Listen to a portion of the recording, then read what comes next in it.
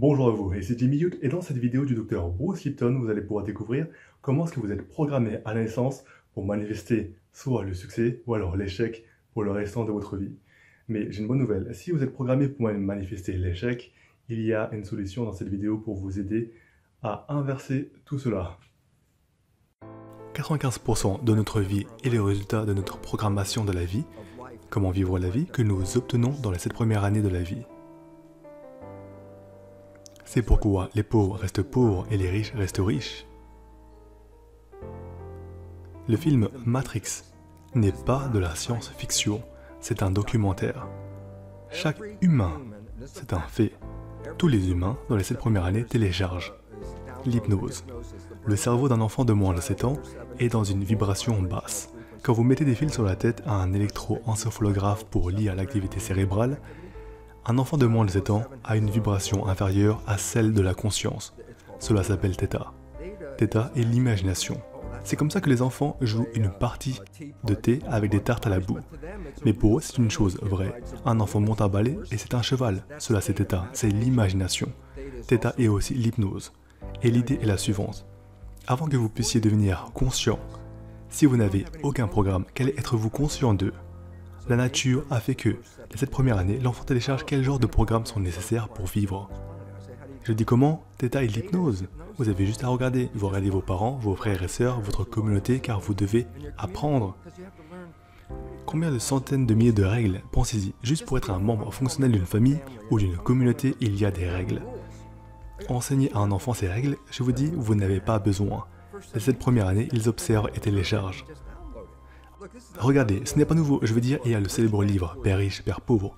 Essentiellement, il dit « Vous venez d'une famille pauvre, vous pourriez lutter toute votre vie pour devenir riche, mais vous n'allez pas le faire. Et si vous venez d'une famille riche, vous pourrez être stupide toute votre vie et le faire. » Pas parce qu'ils pensaient, mais il y a des comportements inconscients qui ont été téléchargés à partir des familles riches aux enfants qui sont inconscients.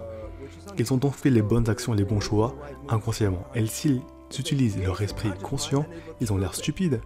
Mais c'est inconscient, et c'est la même chose sur les personnes pauvres. Les personnes pauvres ont des croyances comme tu ne peux pas le faire, la vie est dure, les choses sont dures, et qui penses-tu être? Et si c'est le programme que vous obtenez, alors vous saboterez 95% de la journée. Et c'est pourquoi les pauvres restent pauvres et les riches restent riches, à cause de la programmation.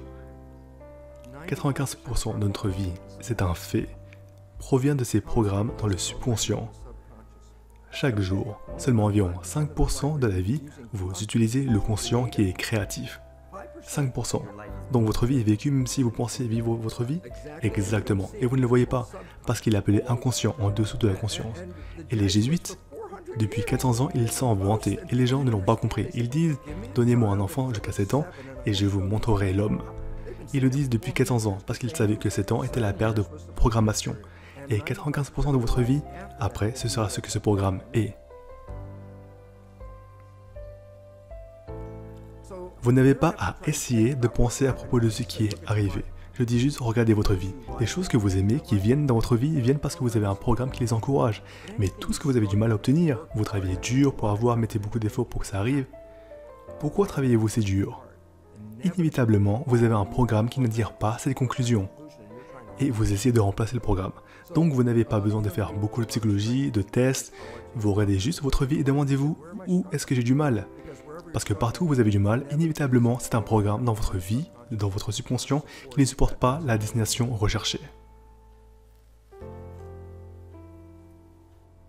L'esprit conscient est créatif et peut apprendre un certain nombre de façons, comme lire un livre, aller à une conférence, écouter ce programme, et l'esprit conscient sera à l'écoute. Je dis oui, mais le subconscient n'apprend pas de cette façon.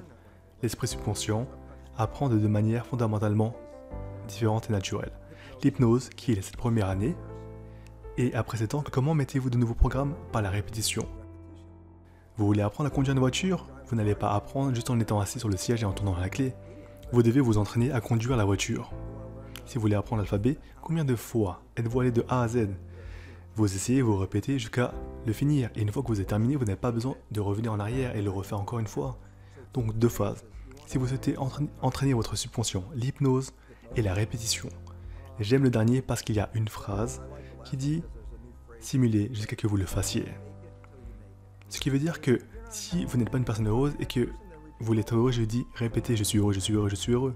Je dis, eh bien tu n'as pas l'air heureux. Non, à qui je parle? Par la répétition, je parle au subconscient.